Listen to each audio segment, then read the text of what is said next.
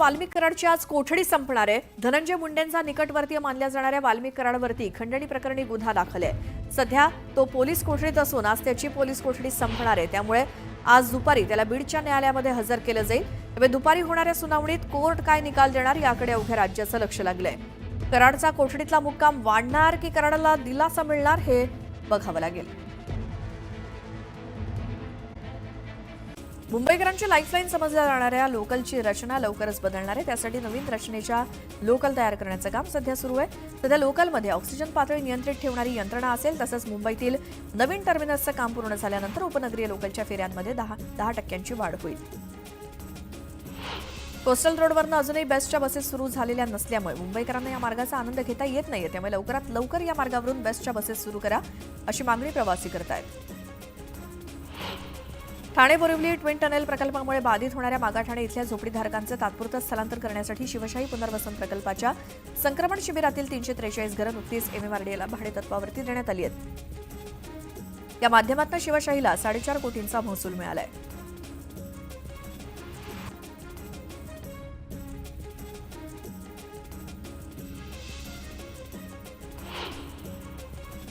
महापालिकेला उत्पन्न वाढीसाठी शर्तीचे प्रयत्न करावे लागत असताना मालमत्ता करानं यंदा पालिकेच्या उत्पन्नात थोडी भर घातल्याचं चित्र आहे। चालू अर्थसंकल्पातील मालमत्ता कराच्या उद्दिष्टात 1250 कोटींनी वाढ झाली आहे। निवडणूक काळातील विकास कामांची 90,000 कोटींची थकबाकी आहे। पैशांसाठी 5 फेब्रुवारीपासून सर्व विकास कामं थांबवण्याचा इशारा महाराष्ट्र राज्य कंत्राटदार महासंघ आणि राज्य अभियंता संघटनेनं दिलाय। भायखळ्यातील वीरमाता जिजाबाई भोसले वनस्पती उद्यान आणि प्राणी संग्रहालयामध्ये पार पडलेल्या पुष्पोत्सवाला 1.5 लाख मुंबईकरांनी भेट दिली। या प्रदर्शनात फुलांनी सजवलेली राष्ट्रीय प्रतीकं मुख्य आकर्षण ठरली आहेत। मुंबई महानगरात धुळीमुळे होणारं वायू प्रदूषण रोखण्यासाठी महापालिकेनं कंबर कसली। धूळ नियंत्रणासाठी पालिका 100 डस्ट सक्शन मशीन खरेदी करणार आहे। त्यासाठी 2025-26 अर्थसंकल्पात विशेष तरतूद करण्यात आली आहे। जनगणनेसाठी 12,000 कोटींची आवश्यकता असताना यंदाच्या केंद्रीय अर्थसंकल्पात केवळ 574 कोटी 80 लाख रुपयांची तरतूद करण्यात आली आहे। त्यामुळे जनगणना लगेचच करण्याची मोदी सरकारची योजना नसल्याचं त्यामुळे स्पष्ट होत आहे। चेहरा पडताळणी झाल्याशिवाय मंत्रालयात प्रवेश देण्याच्या निर्णयाच्या सक्तीच्या पहिल्याच दिवशी या योजनेचा फार बट्ट्याबोळ झाला। अनेक सहसचिवांपासून कर्मचाऱ्यांच्या चेहऱ्यांची पडताळणी होऊ न शकल्यामुळे त्यांना प्रवेश नाकारण्यात आलाय। ही सगळी प्रक्रिया पूर्ण करूनही चेहऱ्यांची पडताळणी होत नसल्याबद्दल कर्मचाऱ्यांनी संतप्त भावना व्यक्त केली। 5 आणि 6 फेब्रुवारीला मुंबईत नवीन जलवाहिनी कार्यान्वित करण्याचं काम हाती घेण्यात येणार आहे। त्यामुळे 5 फेब्रुवारी रोजी सकाळी 11 वाजल्यापासून ते 6 फेब्रुवारीला संध्याकाळी 5 वाजेपर्यंत म्हणजेच एकूण 30 तास मुंबईच्या काही भागातील पाणीपुरवठा बंद असणार आहे।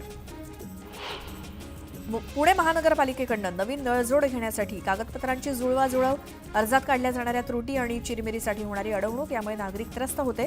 पण आता महापालिकेनं अर्ज केल्यानंतर 3 दिवसात नवीन नळजोडणी देण्याच्या प्रस्तावाला मान्यता दिली जाणार आहे।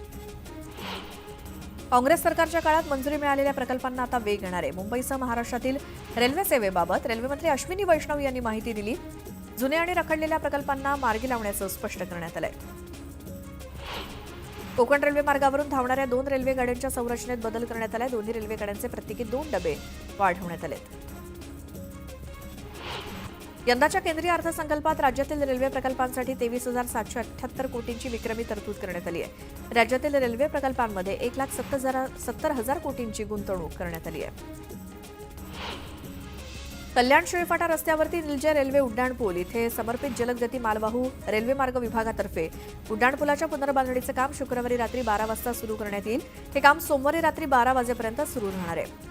या 5 दिवसांच्या कालावधीत शिळफाटा रस्त्यावरून पलावा जंक्शनकडे जाणारी सर्व प्रकारची वाहतूक विभागातर्फे रेल्वे विभागाकडून करण्यात आलेल्या मागणीवरनं बंद ठेवली जाणार आहे। तर 5 महिन्यांपूर्वी मोठ्या थाटामाटात सुरू करण्यात आलेल्या नागपूर सिकंदराबाद वंदे भारत एक्सप्रेसला प्रवाशांकडून थंड प्रतिसाद मिळतोय।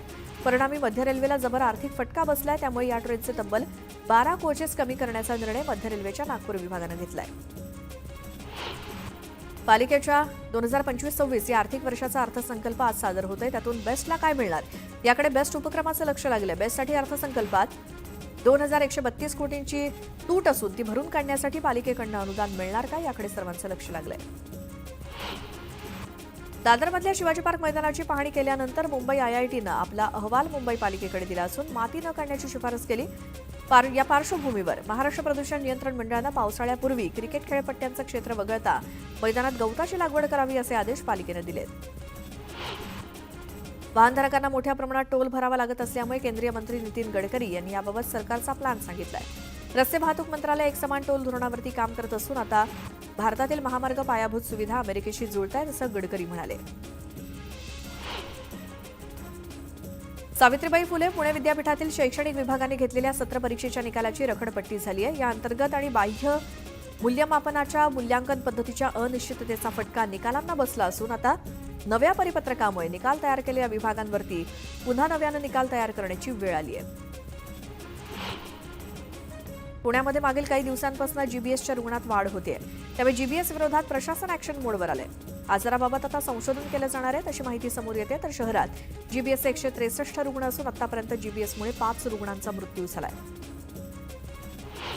जगाला महत्त्वाच्या लशींची निर्यात करणाऱ्या हाफकिन इन्स्टिट्यूटमधील यंत्रसामुग्री जुनी झाल्यामुळे त्याचा उत्पादनावरती देखील दूरगामी परिणाम होताना दिसतोय. या संस्थेला कात टाकण्यासाठी 465 कोटी रुपयांच्या निधीची आवश्यकता आहे. सध्या हाफकिन इन्स्टिट्यूटचं काम ठप्प असल्याची माहिती सूत्रांनी दिली आहे, त्यामुळे हाफकिन सध्या सरकारी निधीची प्रतीक्षा करते.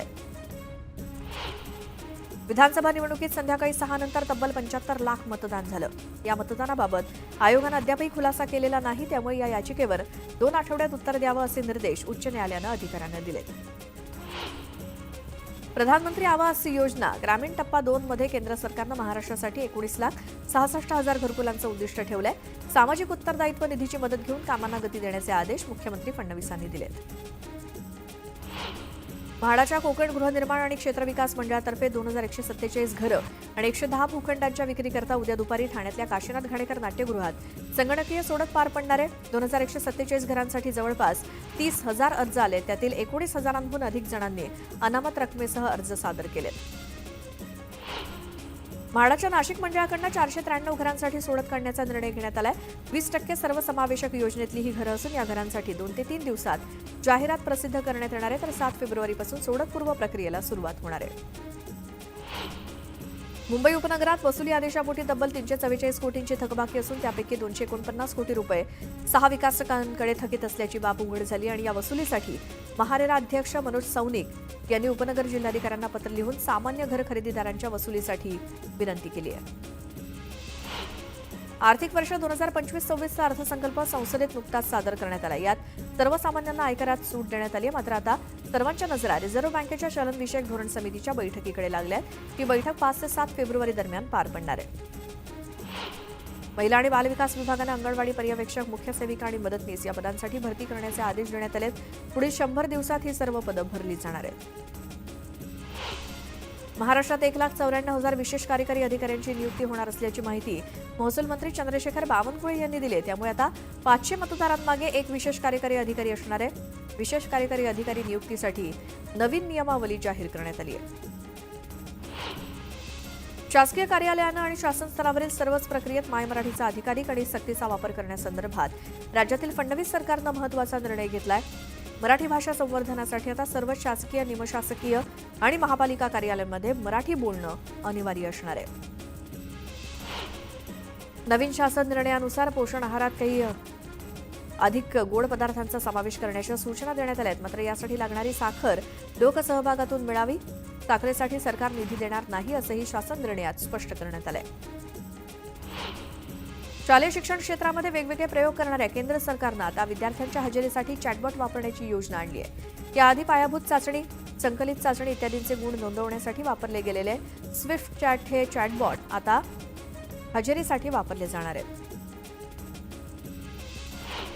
राज्यामध्ये कमाल आणि किमान तापमानात वाढ होत असल्याचं दिसून येते. गेल्या 4 दिवसांपासून कमाल तापमान 35 अंश ओलांडत असल्याची नोंद होत असताना गेल्या 24 तासात महाराष्ट्रात किमान तापमानात 0 ते 2 अंशांनी वाढ झाली आहे. सध्या प्रत्यावर्ती चक्रीय वारे केवळ ओडिशा राज्यावरती स्थिर आहे. त्यामुळे बंगालच्या उपसागरातून महाराष्ट्राकडे आर्द्रता घेऊन येणाऱ्या पूर्वीय वाऱ्यांना शिथिलता मिळाली आहे. त्यामुळे महाराष्ट्रात अपेक्षित ढगाळ वातावरणासहित पावसाची शक्यता मावळली आहे. मुंबईत यंदा जानेवारीतील कमाल तापमानानं सरासरी पातळी ओलांडतानाच 33 अंशांचा नवा उच्चांक गाठलाय. यापूर्वी 2009 मध्ये 32 अंश इतक्या सरासरी कमाल तापमानाची नोंद झाली होती. अंबाजोगाई तालुक्यात 6 खरेदी केंद्रावरती आतापर्यंत नोंदणी केलेल्या शेतकऱ्यांपैकी 50% शेतकऱ्यांच्या सोयाबीनची खरेदी झाली आहे. शासनाकडून सोयाबीन खरेदी करण्यासाठी 3च दिवस शिल्लक राहिले. येणाऱ्या 3 दिवसात नोंदणी केलेल्या 50% शेतकऱ्यांची सोयाबीन खरेदी कशी होणार असा प्रश्न आहे. तर राज्यातील बाजार समितीमध्ये कांद्याची 1,68,342 क्विंटलची आवक झाली. कांद्याच्या दरात घसरण सुरू आहे. सोलापूर बाजारात लाल कांद्याला सरासरी 1700 रुपये दर मिळालाय, तर सोमवारी याच बाजारात 1600 रुपये दर मिळाला. राज्यामध्ये कांद्याच्या मागील आवकेमध्ये आठवड्याच्या तुलनेत 35% वाढ झाली. लासलगावात कांद्याला गेल्या आठवड्यात प्रति क्विंटल 2,396 रुपये इतका दर मिळाला, तर या आठवड्याच्या सुरुवातीला कांदा बाजारभावात पुन्हा घसरण झाली. महाराष्ट्र केसरी कुस्ती स्पर्धेच्या गादी विभागात झालेल्या गोंधळानंतर शिवराज राक्षेंना पराभूत न झाल्याचा दावा करत त्याच्यावर अन्याय झाला असा आरोप केला. यावेळी अन्यायाविरोधात न्याय मागण्यासाठी शिवराज कोर्टात अपील करणार आहे. माजी महाराष्ट्र केसरी पैलवानांना कोणताही मान सन्मान न मिळाल्यामुळे त्यांना हा आव्हान सहन करावा लागलाय. केवळ राजकीय नेत्यांचीच त्या स्पर्धेवरती छाप होती, त्यामुळे कुस्तीची आणि पैलवानांची चेष्टा करण्यात आली असा हल्लाबोल रोहित पवारांनी केला.